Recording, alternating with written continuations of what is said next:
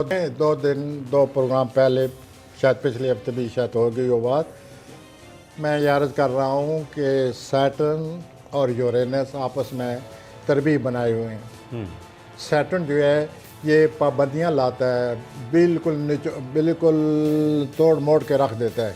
वो आप नोट किया होगा कि सैटर्न क्या कर रहा है, पाबंदी का कोई हल, पाबंदी की हद देखी है आपने।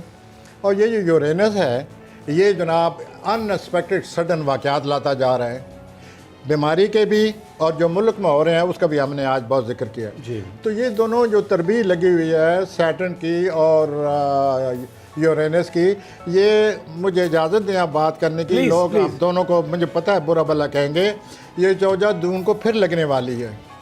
2 जून को 17 फरवरी को लगी तो ये क्या हाल हो रहा है।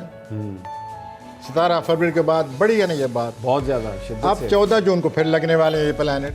तो इसका मतलब है कि ये तो वो मैं आगे नहीं कहना चाहता, अगर आप कह सकते हैं तो आप कह दें। नहीं, देखिए ये तो कहना चाहिए ना हमें कि जो तरबीब लग रही है अगर ये फरवरी में ये रुकावट है, सरासर फिर रुकावट है, फिर वही पाबंदियाँ हैं, फिर वही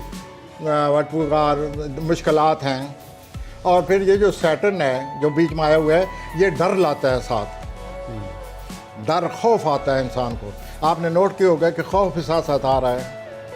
पाबंदियाँ भी ये इसने लगाई हुई हैं, बिल्कुल निचोड़ के रखती है हर चीज़ को, खौफ भी तारी है। और फिर ये है कि इसका इलाज भी कोई नहीं नज़र आता।